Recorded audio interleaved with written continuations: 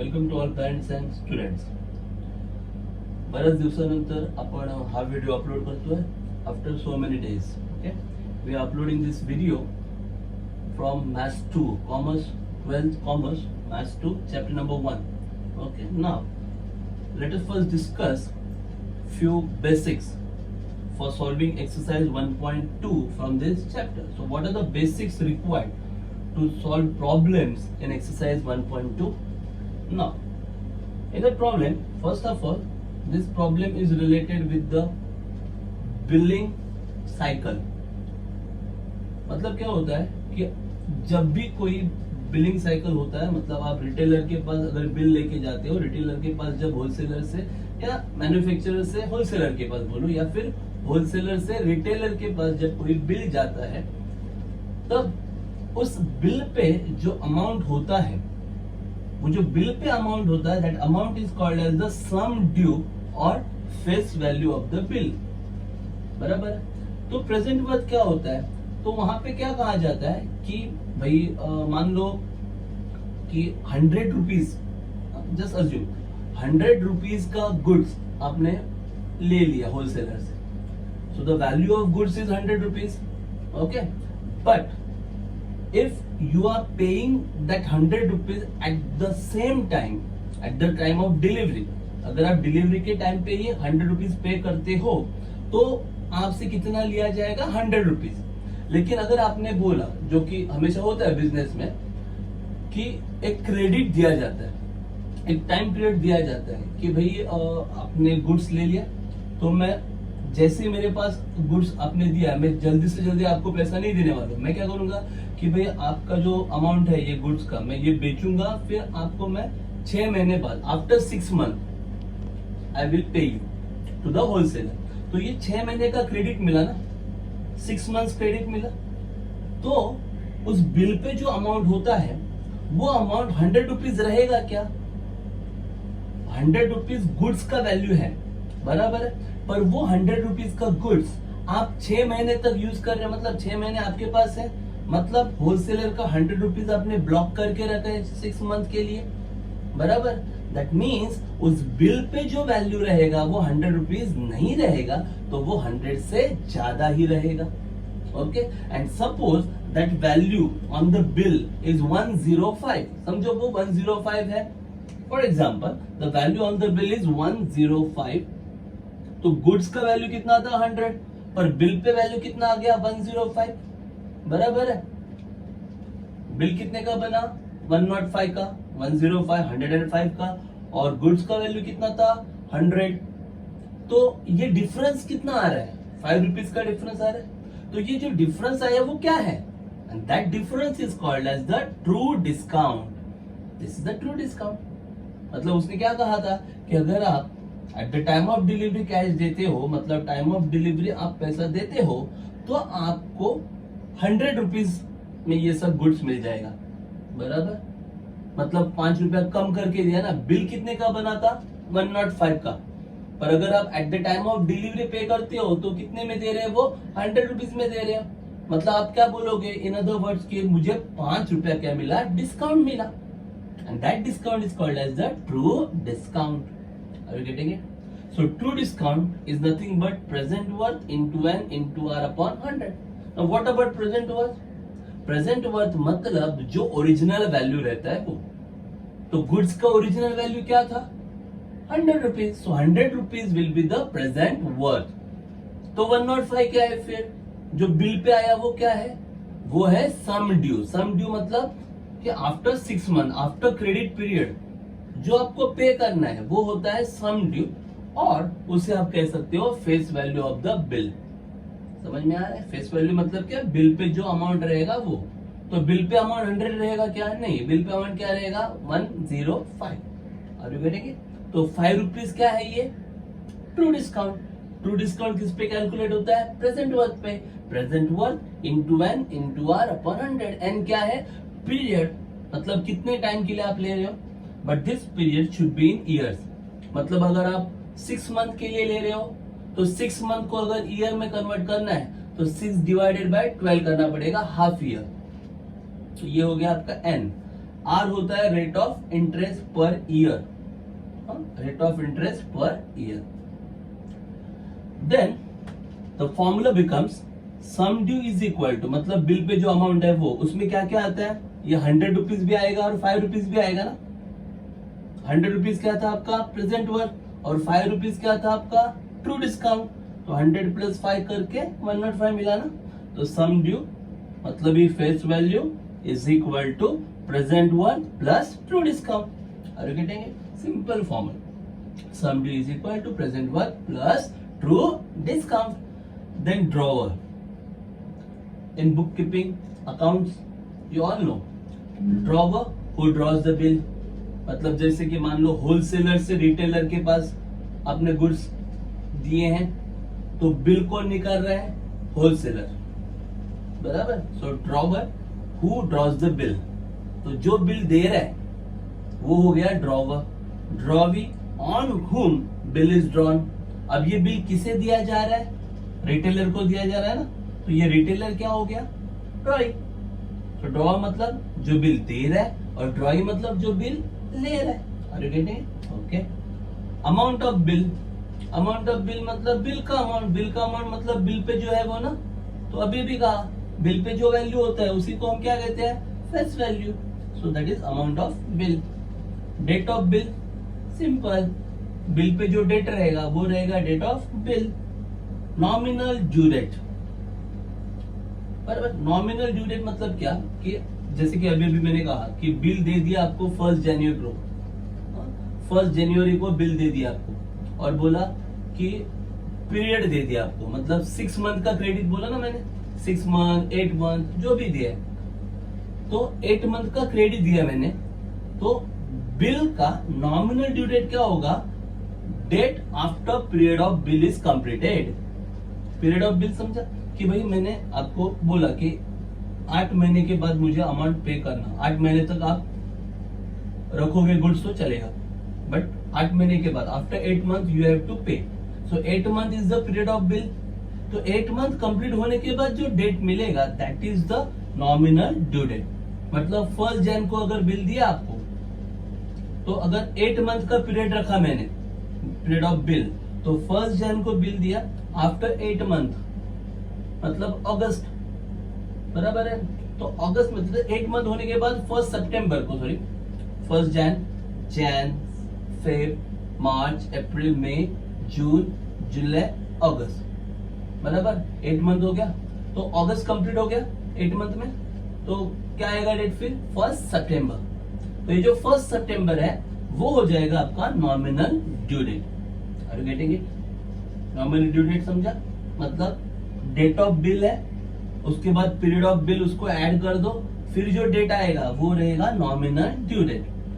Then the legal due date. Legal due date क्या होता है कि भाई मान लिया कि 1 सितंबर को आपको बिल का अमाउंट देना ही है, तो इतने हार्ड एंड फास्ट कोई जाता नहीं है, क्या करते हैं फिर वो, चलो आपको ग्रेस पीरियड देते हैं, मतलब थोड़ा और मौका दे देते हैं। तो वो ग्रेस पीरियड कितने का होता है, 3 डेज का होता है। मतलब नॉमिनल ड्यू डेट भले ही चलो 1 सितंबर हो गया, 1 सितंबर तक आपको बिल पे करना था, नहीं हुआ तो और 3 दिन आपको मिलते हैं। So after 3 days that date will be the legal due date. Means अब उस डेट को आपको पे करना ही है, नॉमिनल को पे नहीं हुआ तो भी चल जाता है, इसलिए तो 3 डेज का ग्रेस पीरियड देते हैं। After 3 days legal due date आ जाता है। लीगल बोला है मतलब इसके बाद लीगल एक्शन वो ले सकते हैं। अगर इसके बाद भी आपने पे नहीं किया then they can take legal action. So this is the legal due date. कब आता है वो, 3 days after nominal due date. Are you getting it? Then bankers discount. अब ये क्या होता है बैंकर्स डिस्काउंट? क्या होता है, मान लो जस्ट बेसिक है, कभी कभी क्या होता है कि होलसेलर ने रिटेलर को गुड्स दे दिया। अब हुआ ये कि होलसेलर ने रिटेलर को बोला कि मैं आपको 8 मंथ का पीरियड देता हूं, 8 मंथ के बाद आप मुझे बिल का अमाउंट दे देना। पर ऐसा हो गया कि होलसेलर को कुछ अर्जेंसी आ गया।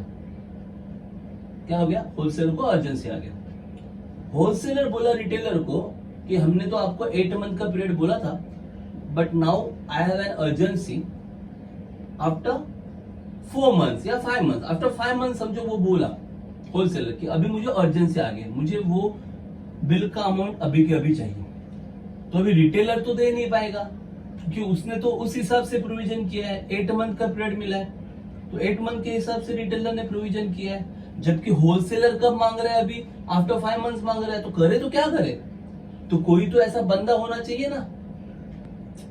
होलसेलर को पैसा चाहिए बिल का और रिटेलर पैसा दे नहीं सकता है, तो फिर क्या करे, तो फिर इसमें एक मिडल मैन आ जाता है, मिडल एजेंट आ जाता है। वो मिडल एजेंट जो है दैट इज द बैंक, वो होता है बैंक। मतलब ये दोनों कहां पे जाते हैं, बैंक में जाते हैं, बराबर। और बैंक उस बिल को डिस्काउंटिंग करता है, that is called as the discounting of the bill. मतलब बैंक क्या करता है कि भाई होलसेलर को पैसा चाहिए, रिटेलर को पैसा देना पॉसिबल नहीं है, तो बैंक पैसा देगा on behalf of retailer.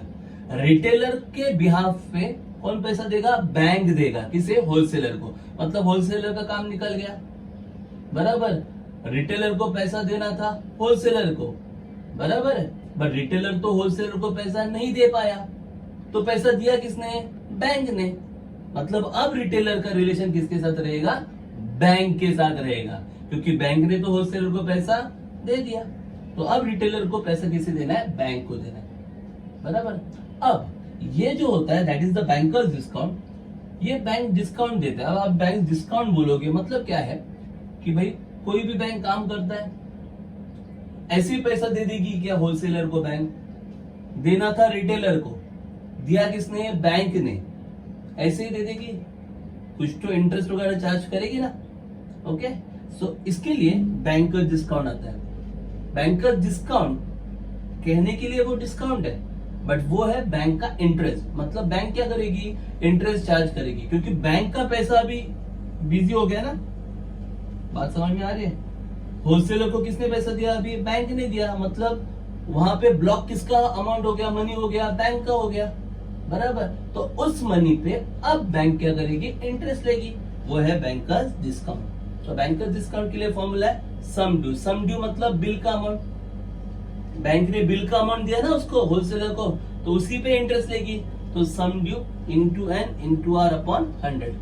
N मतलब डिस्काउंटिंग पीरियड, कितने पीरियड के लिए डिस्काउंट उसने किया बैंक ने, 3 मंथ के लिए किया ना डिस्काउंट। अभी 8 मंथ के लिए क्या किया बैंक ने, नहीं, बैंक ने कितने मंथ के लिए किया, 3 मंथ के लिए, क्योंकि 8 मंथ का पीरियड था टोटल, उसमें से बैंक कब आया बीच में, आफ्टर 5 मंथ, बराबर। मतलब बैंक का पैसा कितने मंथ के लिए ब्लॉक हुआ, 3 मंथ के लिए, तो पीरियड कितना रहेगा, 3 मंथ। रेट ऑफ इंटरेस्ट जो रहेगा वो अपॉन 100, ये हो गया बैंकर्स डिस्काउंट, हो गया। अब कैश वैल्यू, कैश वैल्यू मतलब value which is given to wholesaler, मतलब जो होलसेलर को दिया। बैंक क्या करेगा, भाई बिल पे अमाउंट है 105 या बिल पे अमाउंट है 1000 रुपीज, तो बैंक होलसेलर को 1000 रुपीज देगा, नहीं देगा। क्यों, क्योंकि 1000 रुपीज कब बिल का अमाउंट होना चाहिए, आफ्टर 8 मंथ। 8 मंथ के लिए अगर गुड्स वो रखता होलसेलर, तो उससे बिल कितना मिलता, 1000 रुपीज का मिलता। बट होलसेलर ने 8 मंथ के लिए बिल रुका के रखा क्या, नहीं ना, उसने तो आफ्टर 5 मंथ ही मांगा ना पैसा। बात मेरी समझ में आ रही है, मतलब समझ में आ रहा है। तो मतलब जो कैश वैल्यू है, कैश वैल्यू मतलब value given to that wholesaler means, या फिर value given to the drawer. Drawer को जो बैंक पैसा देगी, रिटर्न देगी, मतलब होलसेलर को मान लो जो पैसा देगी, that is the cash value. तो कैश वैल्यू कैसे आएगा, सम ड्यू। सम ड्यू मतलब बिल का amount minus bank discount. Bank क्या करेगी, अपना डिस्काउंट निकाल लेगी, बाकी बचा हुआ उसके दे देगी। मतलब 1000 रुपीज बिल का अमाउंट है, तो 1000 रुपीज बिल उससे पे नहीं करेगी, क्योंकि 1000 कब पे करना था, आफ्टर 8 मंथ। अब पे कब कर रहे हैं हम लोग, आफ्टर 5 मंथ, तो उतना बिल पे करेंगे क्या हम लोग, नहीं ना। बात समझ में आ रही है। हाँ, तो क्या करेंगे, उस बिल में से, बिल अमाउंट में से, मतलब 1000 में से बैंक क्या करेगी, अपना डिस्काउंट कट कर लेगी। तो देयरफॉर सम ड्यू माइनस बैंकर्स डिस्काउंट, ये हो गया कैश वैल्यू। अब बैंकर्स के, अब आप में से कुछ लोग सोच रहे होंगे कि अब इसमें बैंक का गेन मतलब फायदा, इनकम, बैंक का इनकम क्या है। तो आपसे बहुत से लोग सोच रहे होंगे कि जो बैंक ने डिस्काउंट लिया है ना, मतलब इंटरेस्ट चार्ज किया बैंक ने, वही उसका गेन है? बिल्कुल नहीं। क्यों? क्योंकि इस बंदे ने मतलब ड्रॉवर ने जब बिल बनाया तब उस बिल बनाते वक्त उसने इंटरेस्ट चार्ज किया था ना, ये ट्रू डिस्काउंट। देखो ना, sum due equal to present worth plus due discount, मतलब एक्चुअल गुड्स का वैल्यू सम ड्यू जितना होता है क्या? एक्चुअल गुड्स का वैल्यू कितना होता है? प्रेजेंट वर्थ जितना। उस पे वो क्या करता है? इंटरेस्ट ऐड करता है और बिल बनाता है ना। बात समझ में आ रही है? मतलब उस होलसेलर ने जो बिल बनाया 1000 का, उसमें उसने अपना इंटरेस्ट भी ऐड किया था, वो इंटरेस्ट था ट्रू डिस्काउंट, बराबर। मतलब पहले 5 मंथ के बाद भले बैंक ने पैसा उसको दे दिया, मतलब 5 मंथ का भी इंटरेस्ट उसने लिया रहेगा ना उसमें बिल में। बात समझ में आ रही है? तो बैंक को जो डिस्काउंट मिला है उसमें से ऑलरेडी उसने अपना डिस्काउंट निकाल लिया ना 5 मंथ का, इसीलिए बैंक का गेन कितना होगा? जितना उसने डिस्काउंट दिया उतना सब कुछ बैंक का प्रॉफिट नहीं है। तो बैंक का प्रॉफिट कितना होगा? Banker discount minus true discount. जो उस बिल पे जो ट्रू डिस्काउंट गया है वो कट हो जाएगा, क्योंकि वो किसे मिला है? ड्रॉवर को मिला है, वो बैंक को नहीं मिला है। तो banker discount minus true discount, ये हो गया bankers gain, BG. In other words, bankers gain is interest on true discount. क्या बोला, समझा? Bankers gain is interest on true discount. मतलब बैंकर्स गेन के लिए आप डायरेक्टली ये फॉर्मूला भी यूज कर सकते हो, true discount into N into R upon 100। Okay, so this is all basics for solving exercise 1.2। So everybody should go through it. ये थोरोली देखो क्या क्या है टॉपिक इसमें, बराबर है। So on this basis we can solve exercise 1.2 very easily. Are you getting it? So just go through it. In our next video, we will see exercise 1.2. Okay? Till then, take care. Goodbye.